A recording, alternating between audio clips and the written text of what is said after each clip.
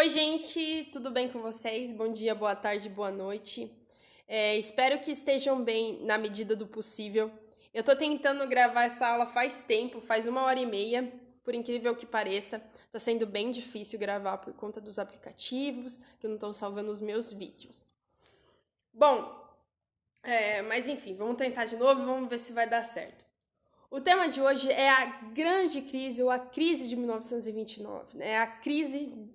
A maior crise econômica do século XX, né? Que teve grandes consequências aí no mundo, né? Sejam consequências econômicas ou políticas. A gente vai discutir um pouco mais sobre elas mais tarde.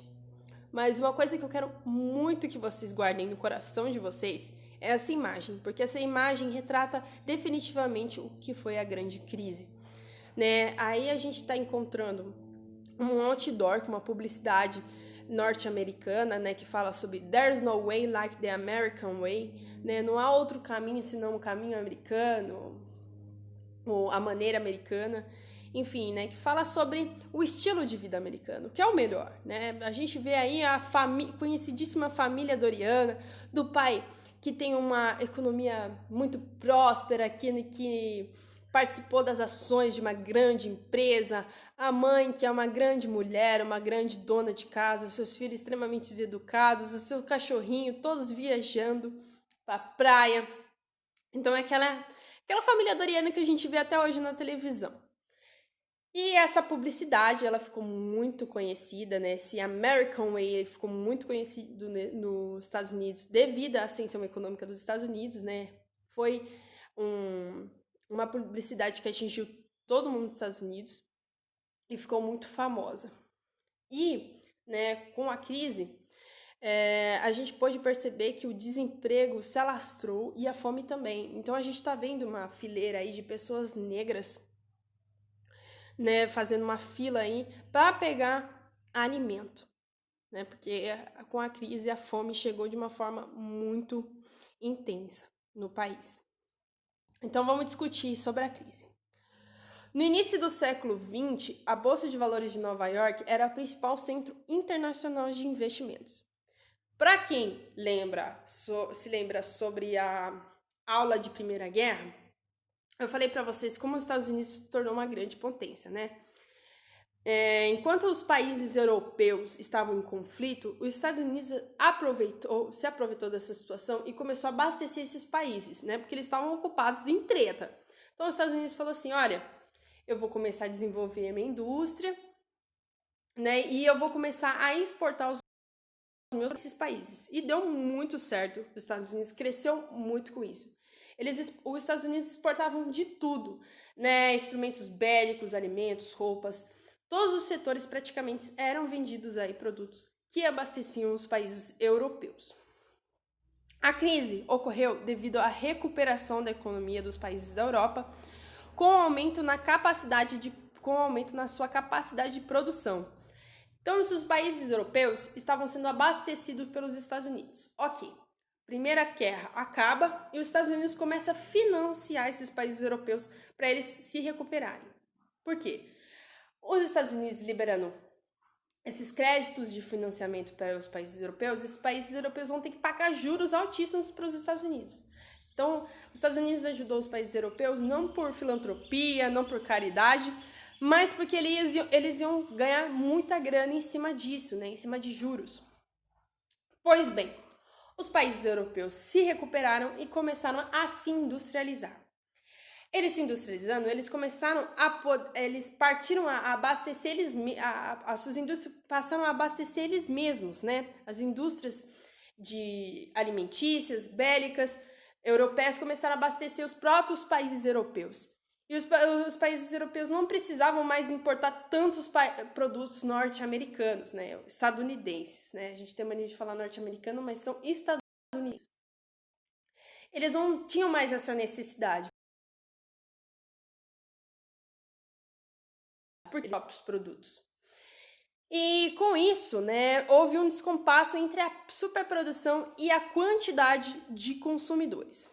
Então, a gente tem uma inércia capitalista liberal aí, chamada de lei de oferta e procura. Se você não sabe muito bem sobre essa lei, a gente vai lá, vocês vão lá nas minhas primeiras aulas, não vou lembrar o tema, que eu acho que é uma das primeiras aulas eu acho que é a primeira aula que eu dei para vocês que fala sobre desigualdade social, que eu falo sobre a lei da oferta e procura. Então, o que acontece? Os Estados Unidos, ele tinha um modelo de produção chamado de Fordismo. Se você não sabe o que é Fordismo, você vai lá na minha aula de relações trabalhistas. Ele tinha um modelo de Fordismo, né? Superprodução. Por quê? O Fordismo, ele abastecia, ele era um modelo que dava muito certo para um país que vendia muita coisa. Só que os Estados Unidos parou de vender muita coisa.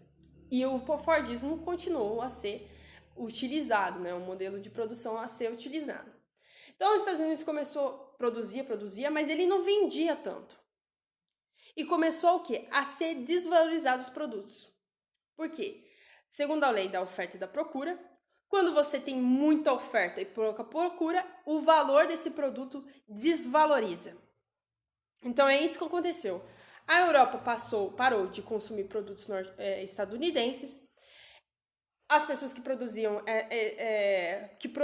nos Estados Unidos continuavam a produzir muito, né? Mesmo com a queda de consumo, e esses produtos começaram a ser desvalorizados.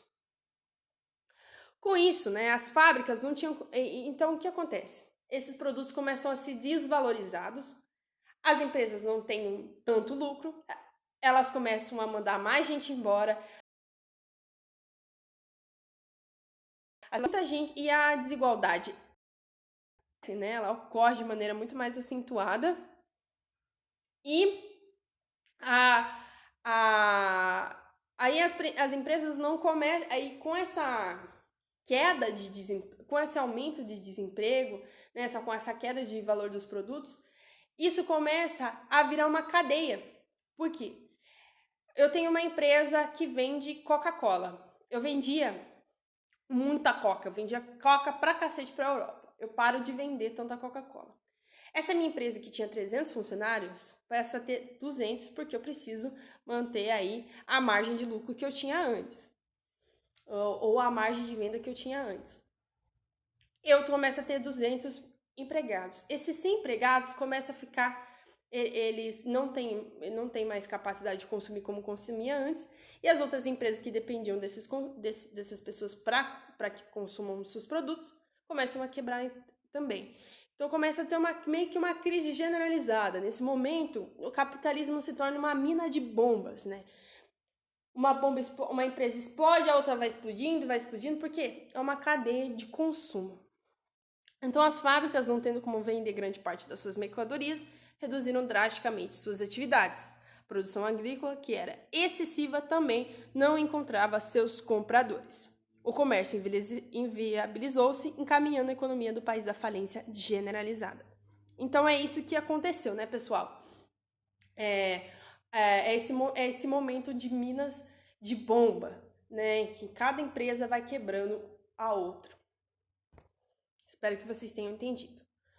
Aqui essa foto retrata o momento da grande crise, como as ruas de Nova York. Ninguém mais queria investir como antes.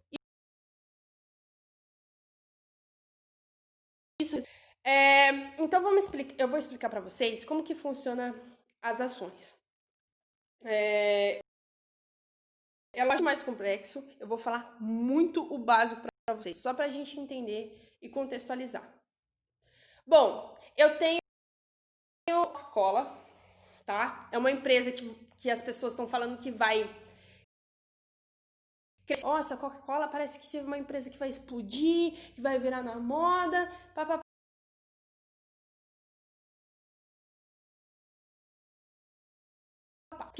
Porque nos Estados Unidos tinha muito isso, as empresas vendiam muito suas ações. Os Estados Unidos cresceu muito com essa venda de ações, porque no momento da Primeira Grande Guerra as empresas cresceram muito, então muita gente crescia em cima disso.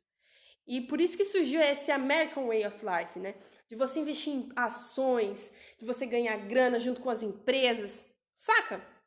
Essa essa pegada que hoje tem do empreendedorismo, antes tinha de venda de ações. Espero que vocês tenham entendendo. Ok. Aí eu tenho uma empresa de Coca-Cola. Aí você fala, caramba, é uma empresa muito da hora. Só que eu não tenho muita grana. Eu vou investir só R$20 nessa empresa. Então eu tenho uma participação, entre muitas aspas, porque eu não sei matemática, você tem uma participação na minha empresa de 0,002%. Tá?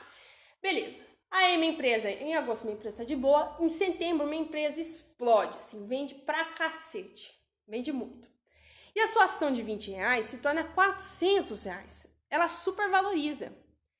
Né? Por quê? Porque minha empresa tá vendendo pra caramba, então o valor da sua ação cresce muito. Então os R$20 que você aplicou vira R$400. Ok. Então você tem uma margem de lucro aí de R$380. Beleza. Só que aí vem a recuperação da Europa, eu não vendo mais tanta cola porque uma empresa inglesa começa também a ter a produzir refrigerante, eles começam a consumir seu próprio refrigerante, e eu não vendo tanto quanto antes. E aí a minha produção continua a ser grande, né? Os meus produtos quebram, né? O valor dos meus produtos quebram porque não tem tanta gente para comprar, minha Coca-Cola, um estoque, né? Sobra de estoque de Coca-Cola. E aqueles R$20 que você se torna R$5. Por quê? Porque eu não faturei. Na verdade, eu tive uma quebra. Aí você fala assim, cara, eu preciso vender porque a Coca-Cola não tá dando mais oportunidade para mim crescer. E pensa que todo mundo começou a agir dessa forma na crise de 29. As empresas não estão mais crescendo, eu preciso vender minhas ações. E de repente todo mundo começou a vender as ações de um valor super baixo. O que aconteceu? Houve a quebra de valor da bolsa de valores. Porque todo mundo começou a vender ações muito baratas. Ações de empresas que eram muito baratas.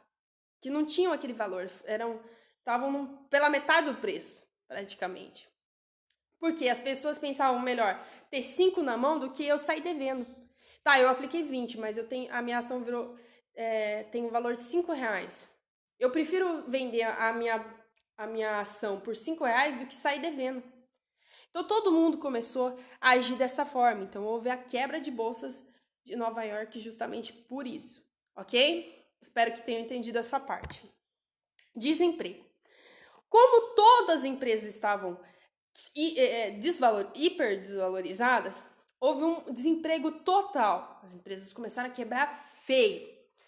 E aí vem essa imagem problemática, né? Que retrata muito esse momento, né? Que tem um menininho segurando um cartaz. Why can't you give my dad a job?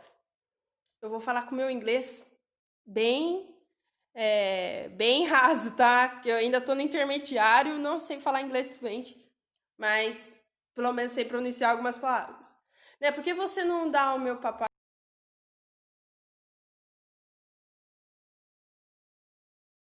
um organismo estatal? Então, os Estados Unidos, por mais que esteja todo mundo desempregado, os Estados Unidos não tinha esse pensamento econômico, social, de não, vamos dar, tá todo mundo quebrado, vamos dar R$700 para a família, vamos dar R$1.200 para a família que está em situação de miséria, para que as empresas continuem aí vendendo um pouquinho, não quebrem totalmente. Não tinha esse pensamento, porque era um liberalismo clássico, era um liberalismo de não intervencionismo estatal. Só com a chegada de Franklin Roosevelt que tudo muda, né? Que a situação econômica, o capitalismo ele toma outros rumos.